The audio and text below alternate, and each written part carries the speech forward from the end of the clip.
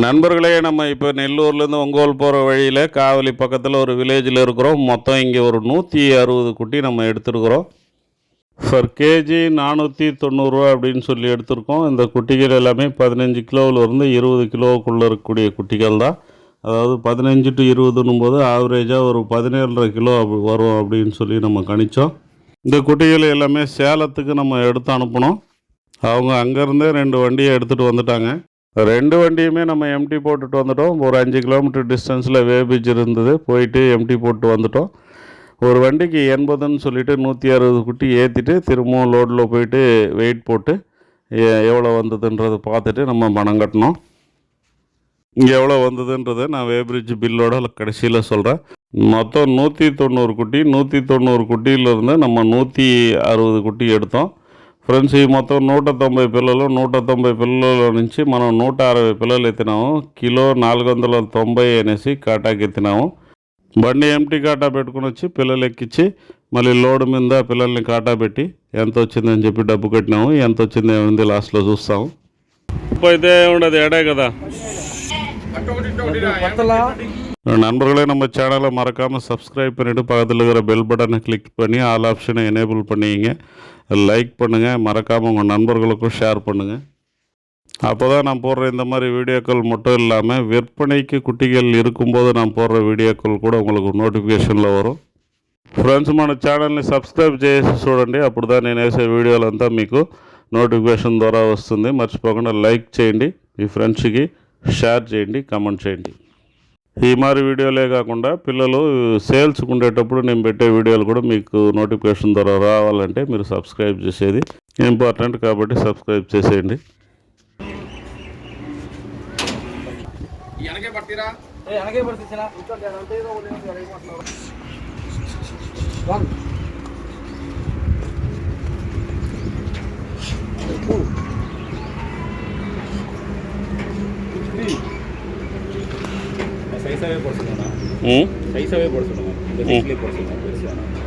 ఎంత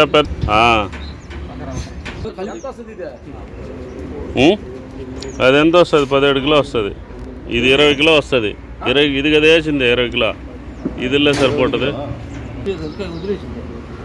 ఏదో కటింగ్ ఇచ్చుకోవాలా.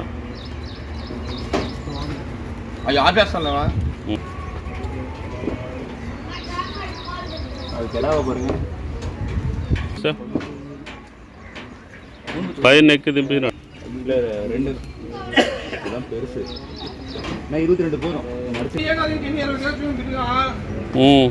మీకే కదా నిలిపేసినావా సనా?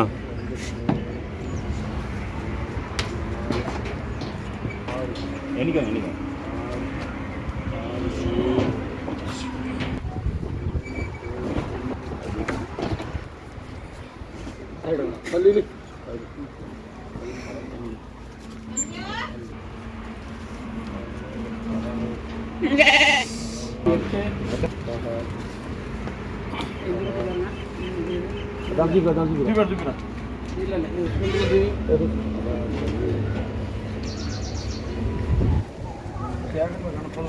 ஒரு 3 ఇంకొక 3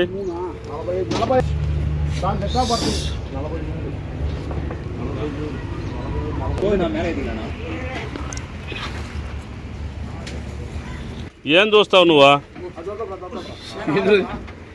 లాక్కోపోకుండా ఇంకా కూడా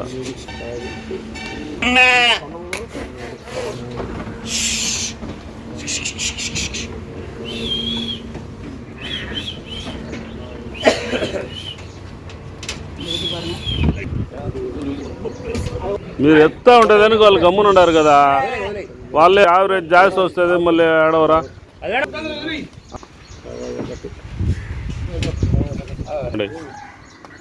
సన్నయ్య లాక్కోద్దు, అవన్నీ లాగు.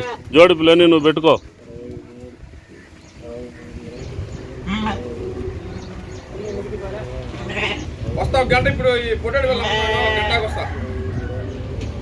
இப்போ இந்த 2 வண்டியுமே எடை போட்ட பிறகு வேபிரிட்ஜான நிற்கிது. எவ்வளோ எடை வந்ததுன்னு பார்க்கலாம்.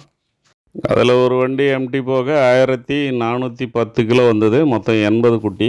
ஆவரேஜாக ஏறக்குறைய ஒரு 17.5 கிலோ. இன்னொரு வண்டி 1450 வந்தது. ఏరకుறைய 18 కిలో, యావరేజாக பார்க்கும்போது 17.75 కిలో வந்தது. நம்ம కణించది కూడా కొంచెం అధికం.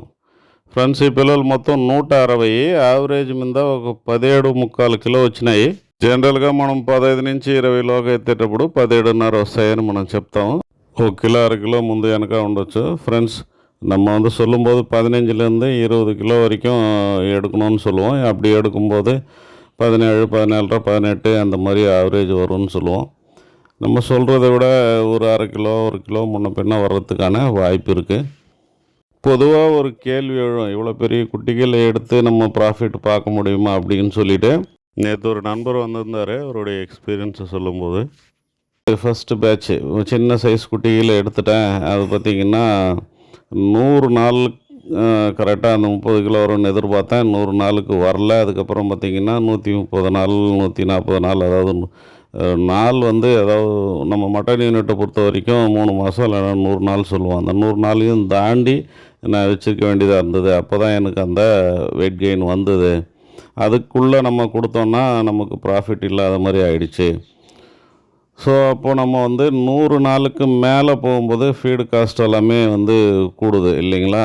ஆனால் இந்த மாதிரி குட்டிகள் எடுக்கும்போது பார்த்திங்கன்னா கரெக்டாக நீங்கள் கரெக்டான ஃபீடு கொடுத்தீங்கன்னா 2 மாதத்தில் உங்களுக்கு 30 கிலோவுக்கு மேலே ரீச் ஆகிடும். 32 கிலோ 33 கிலோ அந்த மாதிரி வந்துடும். அப்படியும் இல்லை அப்படின்னா ஒரு சில குட்டிகள் பார்த்திங்கன்னா உங்களுக்கு 40 நாள் 50 நாள்லேயே வந்து 30 கிலோ ரீச் ஆகிடும். பாதி குட்டிகளை கொடுத்துட்டு ஒரு 60 நாள் 70 நாளில் மீதி குட்டிகள் கொடுக்கணுன்னா கூட நம்ம கொடுத்துக்கலாம். இல்லை மொத்தமாக ஒரு ஆவரேஜ் வரட்டும் அப்படின்னா இன்னொரு வாரம் 10 நாள் வச்சுருந்தீங்கன்னா உங்களுக்கு ஆவரேஜாக 32 33 கிலோ வந்துடும்.